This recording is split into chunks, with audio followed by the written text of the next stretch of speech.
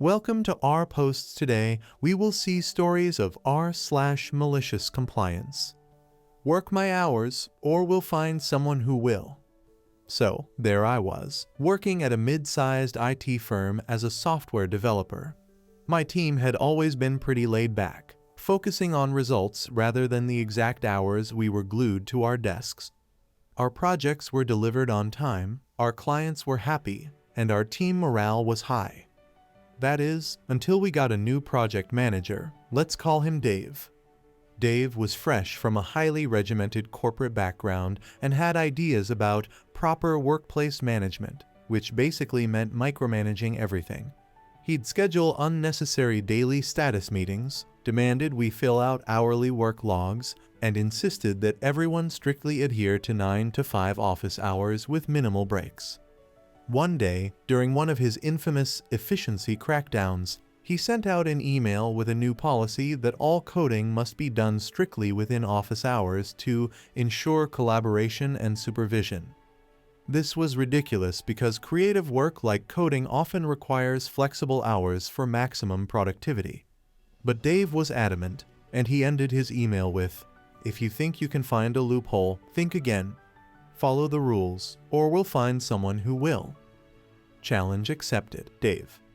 I decided to comply meticulously. I coded strictly between 9 a.m. and 5 p.m., not a minute earlier, not a second later. If I encountered a bug or was in the middle of a complex piece of code, too bad. 5 p.m. means the end, no matter what. My teammates, fed up with being treated like schoolchildren, followed my lead. The results were predictable. Projects that usually took a couple of weeks started dragging on. Tasks that we could have completed in days with a bit of overtime took much longer because we couldn't capitalize on the bursts of late afternoon productivity we were used to. Our workflow was severely disrupted, and the quality of our work started to deteriorate. Dave noticed, of course. He had to answer to upper management for the sudden drop in productivity and lack of commitment, which he knew was a result of our dissatisfaction with his new policy. When upper management called for an impromptu Zoom meeting with the entire at 4:30 p.m. to address the ongoing project delays, the entire team logged in to explain our situation. In the meeting, Dave spent half an hour shifting blame and berating individual team members.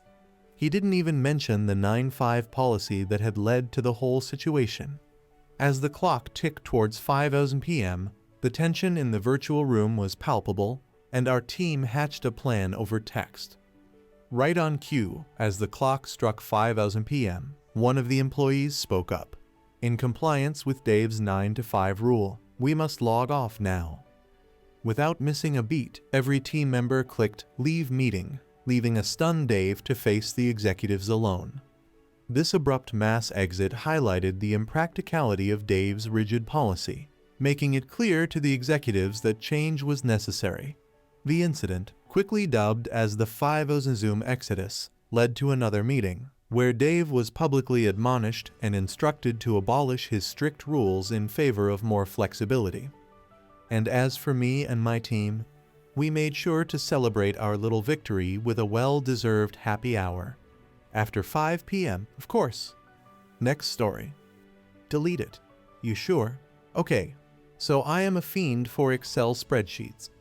Absolutely love them, and even bought an extra wide monitor for home so I can see them in all their glory. My boss keeps telling me that she's an advanced Excel user. She can run macros, she can do pivot tables, she knows formulas.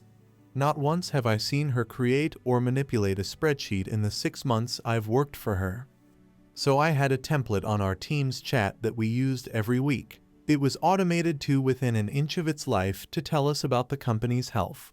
We've been using it for the last 4 months after I was given approval by the boss to make it live. Gave her a tutorial and everything. This was for the admins to all see it, and I'd only need to update the raw data once a week instead of send it manually to whoever wanted it on a given day up to 4 times a day usually. Took out about 6 HRS work a week having it set up like that. Well, the boss told me to take it down because a different department who hadn't seen it was worried about personal data when one of the admins told them about it. There isn't anything like that in there, and anything that isn't open access is password hidden anyway. Our team has to be formally requested to add a new member to our team's chat. The spreadsheet is password protected. The tabs are password protected, and the whole company is locked down hard anyway. So boss orders me to take it down and delete it, run a fresh one for anyone who wants it. So I explained there wasn't anything in it that was personal or private data, but got told nope, delete it. Tried to explain we use it amongst the admins every day, and it has all these built-in featureistables etc. Nope, delete it. So I did. The fallout? Read on. Q today boss says to me her big boss meeting is presenting figures to the executives tomorrow.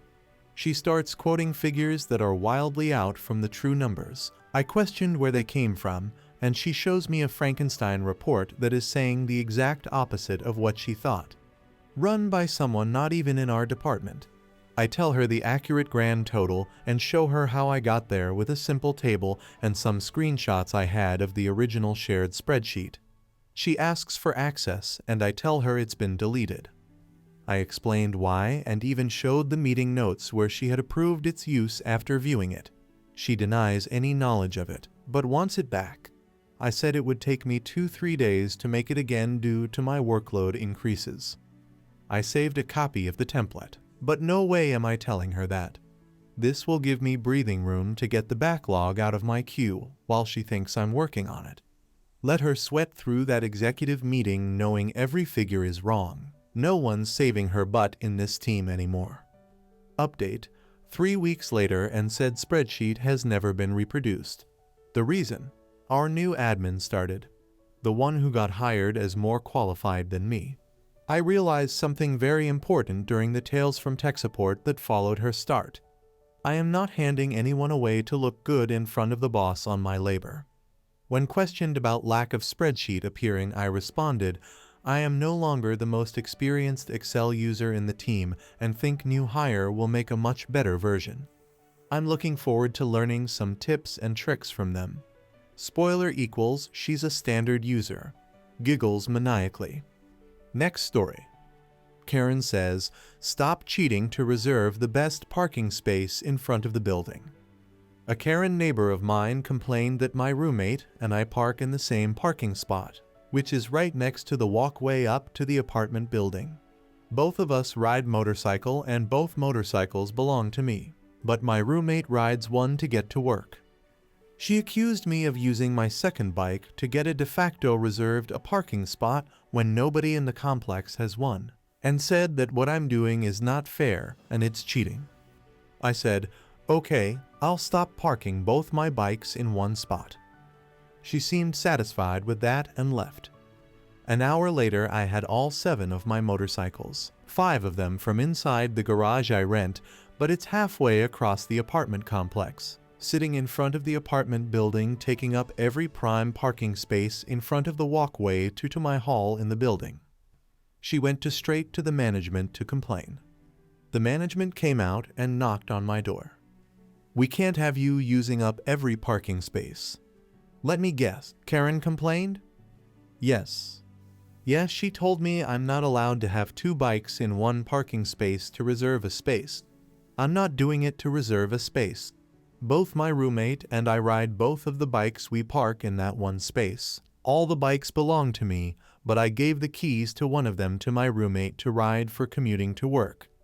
The other one is my bike for going wherever I need. We park both in one spot to be nice and conserve parking spaces so other people have somewhere to park. I was just showing Karen what would happen if I'm only allowed 1 bike per parking space. The other 5 bikes are generally in another parking space, in my garage where I keep the bikes that don't ride frequently. The apartment manager said, I understand. You made your point and I'll talk to her. Please put the other 5 bikes back in the garage. No problem, I said. It's been a few weeks, haven't heard from Karen. Edit.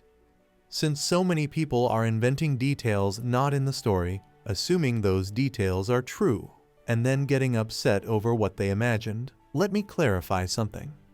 This happened at 1 in the afternoon on a day both my roommate and I had off. Most people are away at work during this time. What's more, with the exact topography of the apartment complex, there are only 2 apartments per walkway without going upstairs on my side of the building, but 4 on the other sides because it's up a level and the building is built into a hill. What this means is that most people park on the other side of the building, leaving most of the parking spots in front of my building free and open except for very late at night. How the heck do you think I took up the 7 closest spots with all 7 bikes if the parking lot was full of people trying to park? Think about it for just a second before you assume details that aren't spoken just because you want something to be upset over. Both bikes are away from the apartment complex at the same time for a minimum of 4 hours a day. We didn't engineering the situation where my roommate gets home between 3 to 4 in the afternoon and thus gets first pick of the parking spots. We also could both be driving cars instead of riding bikes. Then there'd be 2 spots taken up instead of 1. I could just choose not to rent a garage and park all 7 out there, forcing people into overflow parking, but I don't. Also, the garage is beyond the overflow parking. It's not fair to expect me to always park in the garage and walk even further because you don't want to park next to my bikes and have all of 2 extra feet to walk to reach the concrete walkway to the building. Next story. Mom splits hairs with nanny to save a few dollars and ends up back paying hundreds. TLDR. Family I'm working for admonished me for charging them an extra $12.50 that they technically owed. So in the interest of accuracy, I tracked hours that I generously chose not to charge them, and they ended up paying hundreds back to me. Karen and Ken are wealthy and extremely stingy. Their kid is Bob. Henry is an extremely sweet, generous single dad who lost his husband a few years ago and dotes on his kid Steve. I have been a nanny for several years now, and for the most part, I've worked with lovely, reasonable families. I have contracts for every family that guarantees the hours that I work, meaning if a family goes on vacation, I still get paid because I'm technically available to work, but they chose not to use my services. Think gym membership where you pay regardless of whether you've been to the gym in a month. This is standard on nanny contracts. Another bit on my contract is called the nanny share, so if 2 of the families want to combine for the day, each of them pays 23 of my regular pay rate. I get paid a little more for watching more kids, and they save a little only paying a portion of what they would have paid. Karen and Ken's family went to Hawaii 3 weeks ago, and per my contract, I was to be paid as usual. Before they left, they asked if I could come in and watch the Bob the Sunday after they returned so that they could recover and rest. I agreed, and my hours were set at 8 a.m. 4 p.m. that Sunday. They went on the trip, everything was wonderful, and they texted me when they landed saying they would see me at 8 a.m. The next day, when I was about to head out the door at 7:30 a.m., I received a text saying that Bob were just waking up, so I should just show up at 8:30 instead. After the day of nannying, Karen asked if I would stay past my regular hours during the upcoming week so that they could have 2 date nights. I agreed, and Karen said she would reimburse me for all the extra hours at the end of the week since it'd be easier just to make 1 payment. Totally fine with me. The week finished, and I ended up staying an extra 8 hours total for the 2 date nights. I asked Ken to pay me for 16 hours, but he said he had to talk to Karen first to double-check hours and would pay me shortly. When I got home, I received a text from Karen saying, "Hi Meowsosaurus, thank you so much for covering for us these past few weeks. Ken and I are feeling refreshed and the show was hilarious. Since we were in Hawaii, you were paid for an entire week while you weren't working. We don't think this is quite fair as it is a large sum of money, so we'd like to apply some of those hours to your babysitting today and yesterday. We will pay you for 8 hours instead." I was furious. I screenshotted the part of my contract that plainly stated I would be paid for any hours that their family was on vacation, and I reminded her that it was in violation of contract. She reluctantly agreed, and I texted that it would be a total of 16 hours. Karen instantly replied and went off, texting, "On Sunday, we asked you to come in at 8:30, not 8. We are already being generous and paying you for the holiday we took." We expect you to track your hours better next time. This is unacceptable. You need to be as accurate as possible with the hours that we are paying you. We will pay you for 15 hours. Readers, this was a difference of $12.50. I was going to SS the part of my contract that said any rescheduling needed a 24-hour notice, but instead I went nuclear. Bob has been tagging along with Steve and me to music class and soccer twice a week outside of Karen's regular contracted hours since January. Karen has never offered to pay for those hours, but Henry was fine with paying his full rate for those hours because Steve was having trouble making friends at school and had become close to Bob. I chose not to say anything about the slight bump in pay because I loved watching them play together. Malicious compliance time. As Karen stated, I needed to be as accurate as possible. I calculated all the hours that Bob has joined us since January 6 HR week x 18 weeks, and the total amount they owed was almost $2,000. In the group chat with Karen, Ken, and Henry, I said. Karen stated that it was of utmost importance that I tracked the hours as accurately as possible, so I took it upon myself to double-check everything including the share hours. Thank goodness I did. I didn't realize we had forgotten to track all the hours that Bob joined us for soccer and music. Henry, I'm so sorry. Karen actually owes you quite a bit of money. If my calculations are correct, they owe $X to you and to me. Henry replied, Karen and Ken, I am so disappointed to hear that MaliciousCompliance hasn't been compensated properly this entire time. I don't need my hours to be refunded for those hours BC. I wanted Steve to continue his playdates, but you need to pay MaliciousCompliance's portion immediately. I got a huge chunk of money I wasn't expecting, and I am now on the hunt for my next nanny family. I'll be putting my 2 weeks notice with Karen and Ken as soon as I do. Edit. Replaced acronyms with fake names. Edit 2. I'm overwhelmed by all the support by you all, thank you. I was afraid I was overstepping, but I'm glad I did it. Off to work now. Steve and I are going hiking today to look for different kinds of birds. Edit 3. Steve's grandparents spontaneously decided to take him out for the morning, so I have some free time. I told Henry about the post, and he's here now. He says hi. I hope you guys like this video. If you did, make sure like, comment, share, and subscribe the channel our posts.